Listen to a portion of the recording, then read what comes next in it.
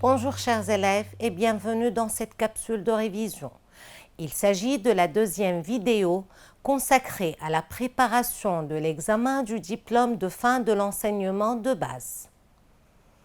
Notre objectif est clair, vous accompagner pas à pas pour réussir l'épreuve de français qui se compose, comme vous le savez, de 3 parties essentielles, la compréhension, la langue et la production écrite.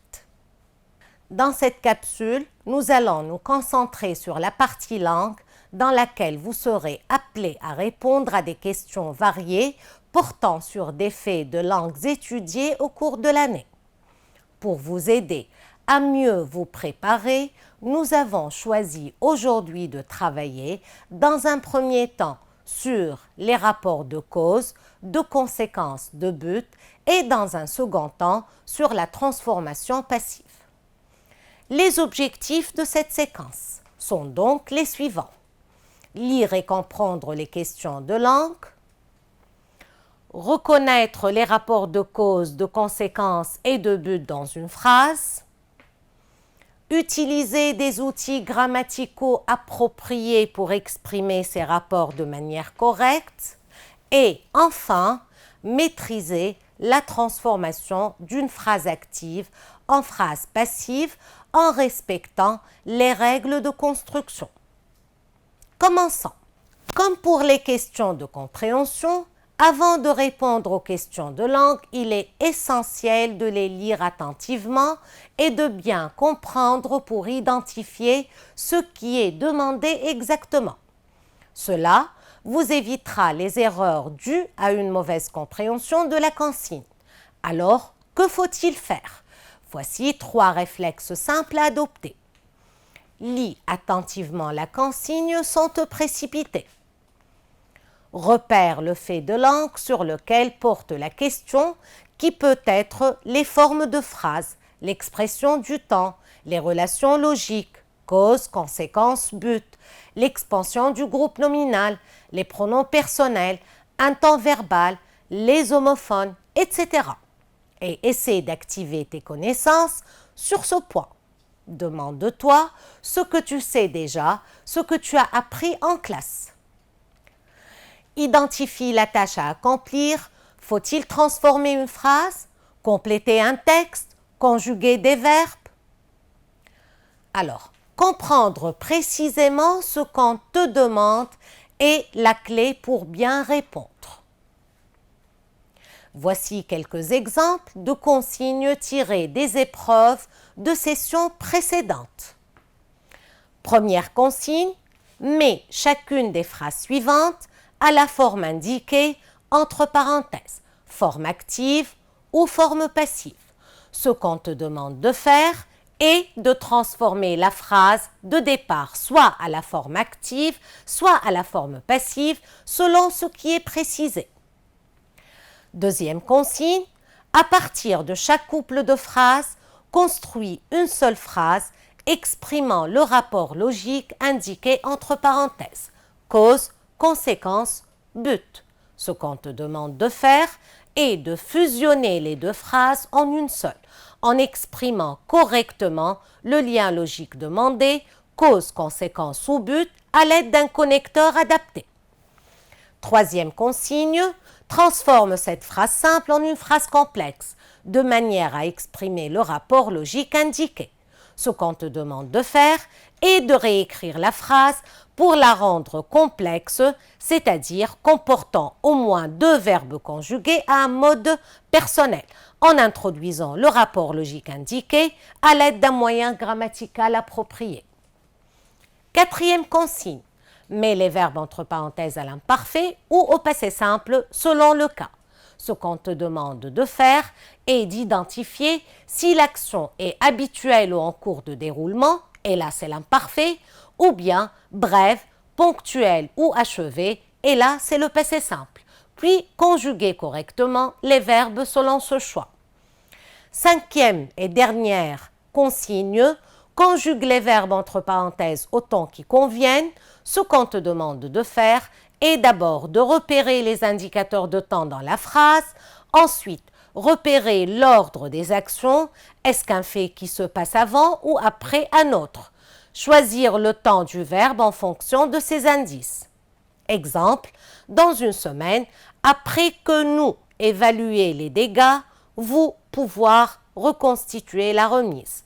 La réponse, dans une semaine, après que nous aurons évalué les dégâts, vous pourrez reconstruire la remise. Nous passons maintenant au premier point sur lequel nous allons travailler, les rapports de cause, de conséquences et de but. Prenons un moment tout d'abord pour revoir les principaux moyens d'exprimer les rapports logiques. Comme vous le savez, une phrase simple est une phrase qui contient un seul verbe conjugué à un mode personnel. Exemple, Aman quitte son pays. C'est une phrase simple, elle contient un seul verbe conjugué à un mode personnel, quitte. La phrase complexe, en revanche, elle contient deux ou plusieurs verbes conjugués à un mode personnel, c'est-à-dire deux ou plusieurs propositions. Exemple, Aman quitte son pays et il vient s'installer chez son oncle en Angleterre. Pour exprimer la cause, dans une phrase simple, on utilise généralement une préposition ou locution prépositive comme à cause de, grâce à, en raison de, faute de, suivi d'un nom. Exemple, Aman a réussi grâce à ses efforts. Dans une phrase complexe par subordination, la proposition subordonnée circonstancielle de cause est introduite par un subordonnant tel que, parce que, comme, puisque, étant donné que, vu que, etc., qui sont suivis d'un verbe à l'indicatif. Exemple, Aman a réussi parce qu'il a travaillé régulièrement. Le même principe s'applique pour les rapports de conséquences et de but. Commençons par la conséquence.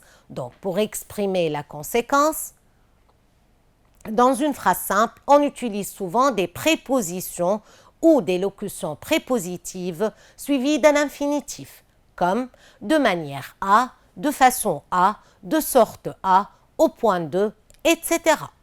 Exemple, il a travaillé avec acharnement de manière à réussir brillamment. Dans une phrase complexe par subordination, on utilise une conjonction de subordination ou une locution conjonctive qui introduit une proposition subordonnée circonstancielle de conséquence, comme de manière que, de façon que, de sorte que, si bien que, au point que, suivi d'un verbe à l'indicatif. Exemple, Aman est très déterminé au point qu'il a appris l'anglais en quelques mois. La subordonnée de conséquence peut être liée à un degré d'intensité. Dans ce cas, on emploie si que, tellement que. Exemple, Aman est tellement déterminé qu'il a appris l'anglais en quelques mois. Pour exprimer le but, dans une phrase simple, on a souvent recours à une préposition ou une locution prépositive suivie d'un infinitif, comme pour, afin de, en vue de, pour le but qu'on cherche à atteindre, et de peur de crainte de, pour le but qu'on cherche à éviter. Exemple, il travaille dur pour réussir son examen. Là, c'est un but qu'on veut atteindre. Il travaille dur de peur d'échouer. Et là, c'est un but qu'on veut éviter. Dans une phrase complexe, on utilise une conjonction de subordination introduisant une proposition subordonnée circonstancielle de but comme pour que, afin que, de peur que, de crainte que, suivi de verbes conjugués au subjonctif. Exemple, il travaille dur pour que ses parents soient fiers de lui. Voici quelques remarques pertinentes. Le verbe de la subordonnée de but doit être conjugué au subjonctif. le sujet de la proposition subordonnée doit être différent de celui de la principale et là, on peut recourir à la transformation passive quand c'est possible. Tu l'as compris, selon la nature de la phrase, simple ou complexe, les moyens grammaticaux changent. Bien les connaître permettra d'exprimer correctement ces rapports logiques dans les exercices de langue, mais aussi dans la production écrite. Et là, on va passer à l'application. Maintenant que tu as revu les principaux moyens grammaticaux qui expriment les rapports logiques étudiés, tu es prêt à faire quelques exercices. Mais n'oublie pas, avant de faire l'exercice, prends le temps d'analyser la consigne pour bien comprendre ce qu'on attend de toi. Exercice 1. Transforme les deux phrases en une phrase complexe en exprimant le rapport logique indiqué entre parenthèses à l'aide d'une subordonnée. Première phrase. On ne peut pas aller voir tous les matchs de Manchester United, c'est trop cher. On te demande de faire un rapport de cause. Deuxième phrase, les premiers mois de l'école étaient très difficiles, Aman n'a pas pu s'intégrer. Un rapport de conséquences. Troisième phrase, je travaille très dur à l'école, je veux réaliser mon rêve, un rapport de but. La tâche à accomplir, on te demande de fusionner les deux phrases simples en une phrase complexe en utilisant une proposition subordonnée introduite par le mot subordonnant approprié pour exprimer le rapport logique indiqué entre parenthèses. Voici les transformations possibles. On ne peut pas aller voir tous les matchs de Manchester United, c'est trop cher. On vous demande d'exprimer un rapport de cause et la réponse est donc on ne peut pas aller voir tous les matchs de Manchester United parce que c'est trop cher. Deuxième phrase, les premiers mois à l'école étaient très difficiles. Aman n'a pas pu s'intégrer. Donc, on te demande d'exprimer un rapport de conséquences. Les réponses possibles sont les premiers mois à l'école étaient très difficiles, si bien que Aman n'a pas pu s'intégrer. Si tu dois exprimer une conséquence liée à un degré d'intensité, tu peux dire alors les premiers mois à l'école étaient si difficiles ou tellement difficiles que Aman n'a pas pu s'intégrer. Troisième phrase, je travaille très dur à l'école, je veux réaliser mon rêve. Là, on doit exprimer un rapport de but et la réponse est je travaille très dur à l'école afin que mon rêve soit réalisé.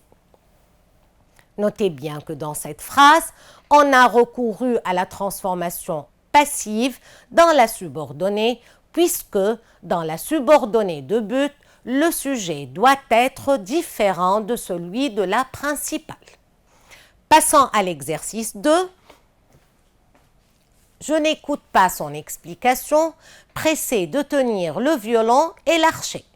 Transforme cette phrase simple en une phrase complexe, de manière à exprimer la cause, puis la conséquence. Énoncé de départ. Je n'écoute pas son explication, pressé de tenir le violon et l'archet. C'est une phrase simple, elle ne contient qu'un seul verbe conjugué, je n'écoute pas. La consigne te demande de transformer cette phrase simple en une phrase complexe qui exprime un rapport de cause puis de conséquence.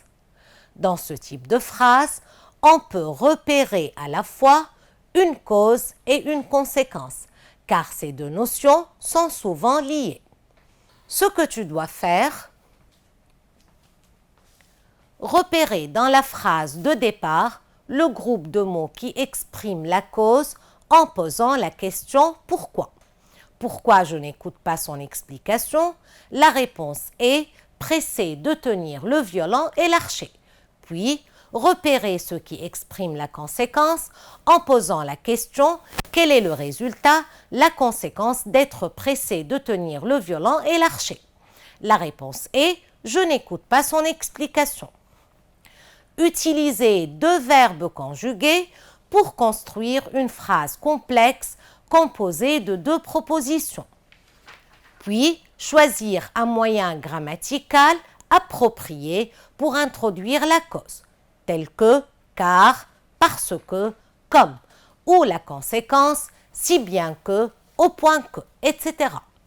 Enfin, réécris la phrase en respectant la grammaire, l'ordre logique et la conjugaison des verbes. Exemple de formulations attendues. Pour exprimer la cause, je dis « Je n'écoute pas son explication parce que je suis pressé de tenir le violon et l'archet. » Pour exprimer la conséquence, tu dis « Je suis pressé de tenir le violon et l'archet, si bien que je n'écoute pas son explication. » Passons maintenant à l'exercice 3. À partir de chaque couple de phrases, construis une seule phrase exprimant le rapport logique indiqué entre parenthèses. Première phrase, le silence était très dense, on entendait le souffle léger des respirations. On te demande d'exprimer une conséquence liée à un degré d'intensité. Deuxième phrase, le père s'habille sans faire de bruit. Il ne veut pas réveiller sa fille. Et là, tu dois exprimer le but. La consigne demande simplement de construire une seule phrase exprimant le rapport logique indiqué sans préciser que cette phrase doit forcément être complexe. Elle peut donc être soit une phrase complexe avec une subordonnée, soit une phrase simple dans laquelle le rapport logique est exprimé par un groupe prépositionnel ou une construction à l'infinitif. La tâche à accomplir. Fusionner les deux phrases en une seule en choisissant un moyen grammatical approprié. Exemple de formulations attendues. 1. Pour la conséquence liée à un degré d'intensité, tu peux utiliser des moyens comme si que, tellement que. Le silence était tellement dense ou si dense qu'on entendait le souffle léger des respirations. Dans la deuxième phrase, il s'agit d'un but à éviter. En fait, pour exprimer le but à éviter, tu peux utiliser de peur de pour ne pas plus un infinitif dans la phrase simple ou de peur que pour que ne pas plus un verbe conjugué au subjonctif dans la phrase complexe. Le père s'habille sans faire de bruit de peur de réveiller sa fille ou pour ne pas réveiller sa fille.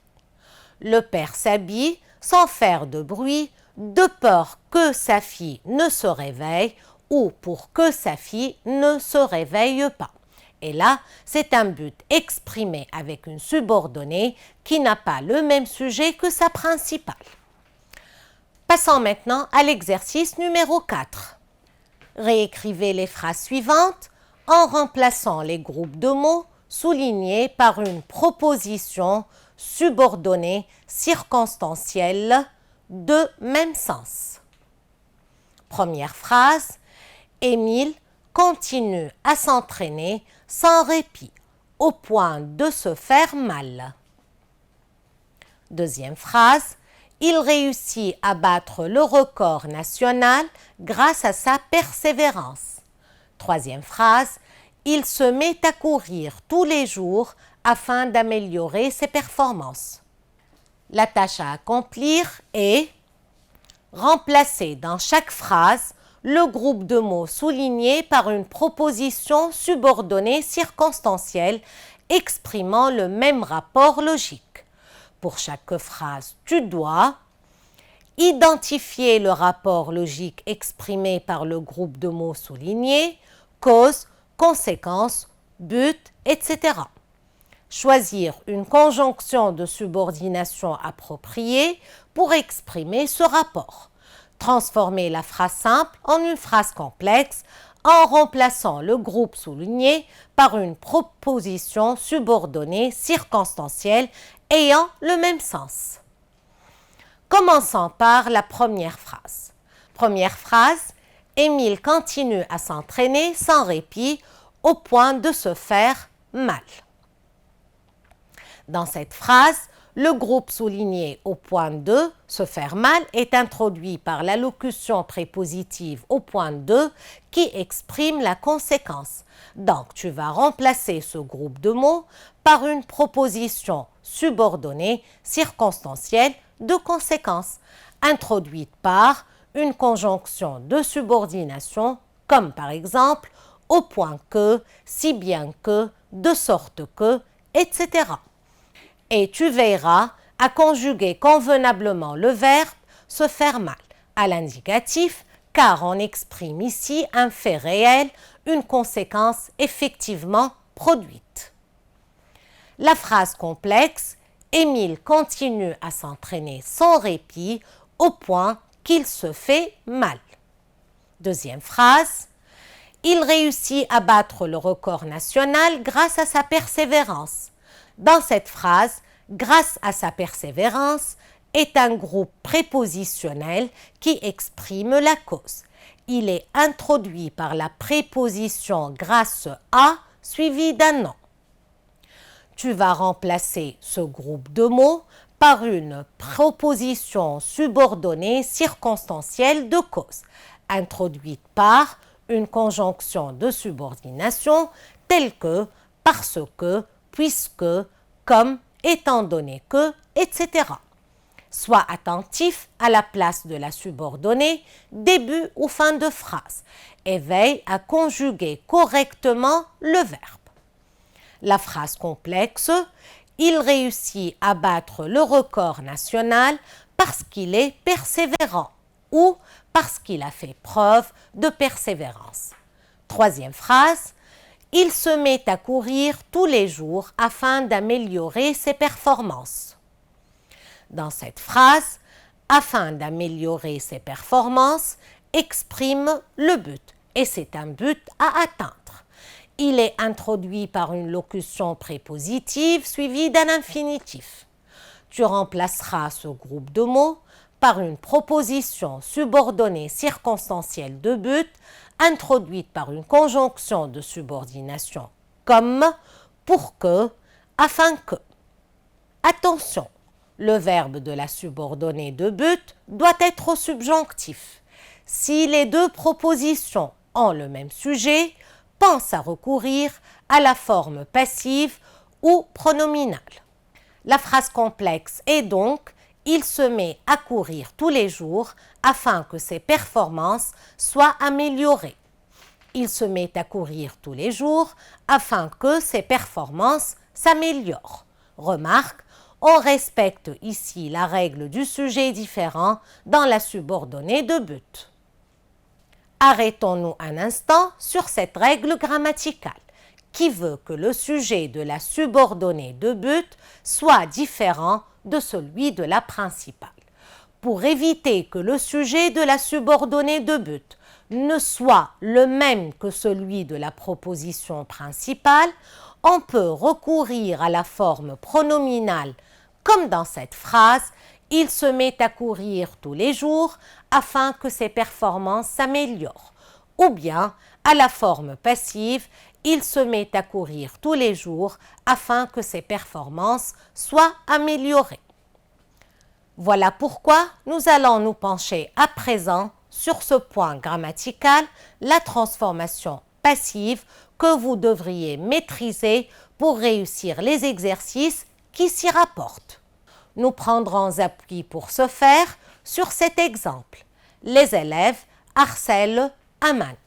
Il s'agit d'une phrase à la voix active composée de sujets. Les élèves, verbe, harcèlent, COD, Aman. Pour passer à la forme passive, le complément d'objet direct de la phrase active prend la place du sujet dans la phrase passive. Et le sujet de la phrase active devient complément d'agent introduit par la préposition par dans la phrase passive. Le verbe dans la phrase passive doit être conjugué avec l'auxiliaire être suivi du participe passé. À la voix passive, Cette phrase devient donc « Aman est harcelé par les élèves ». Ce qu'on doit retenir, pour transformer une phrase de la voix active à la voix passive, il faut d'abord identifier le complément d'objet direct, le COD de la phrase active. Ensuite, faire de ce COD le sujet de la phrase passive. Puis, conjuguer le verbe avec l'auxiliaire être au même temps que le verbe actif. Enfin, ajouter le complément d'agent introduit par la préposition par ou parfois par la préposition de. Quelques remarques importantes sur la transformation passive.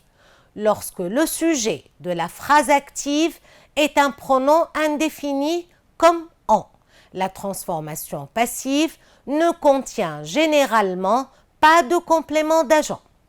Exemple, on harcèle Aman, Aman est harcelé. Et là, sans complément d'agent.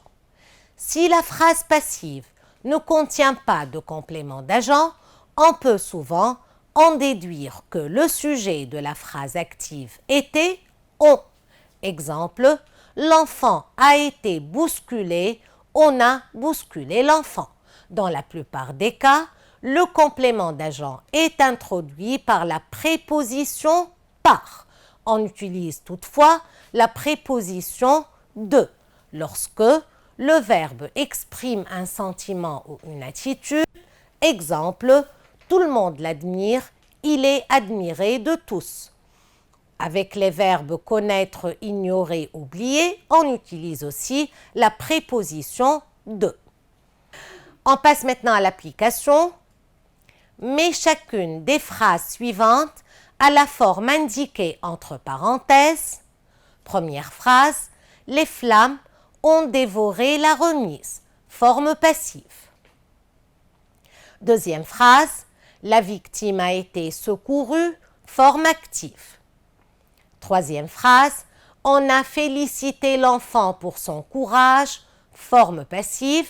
Quatrième phrase, tout le monde admire ce petit héros, forme active. Les formulations possibles. Pour la première phrase, la remise a été dévorée par les flammes. Deuxième phrase, on a secouru la victime. Troisième phrase, l'enfant a été félicité pour son courage. Et là, on n'a pas de complément d'agent car le sujet actif est on. Quatrième phrase, ce petit héros est admiré de tout le monde. Le verbe admirer exprime un sentiment, donc on choisit la préposition de et non pas la préposition par. Ainsi, nous arrivons, chers élèves, à la fin de cette séquence. J'espère que cette vidéo vous a permis de mieux comprendre les points essentiels à maîtriser pour réussir la partie langue de votre examen. N'hésitez pas à la revoir et à vous exercer régulièrement. Gardez confiance en vous, vous avez toutes les chances de réussir. Bon courage à toutes et à tous.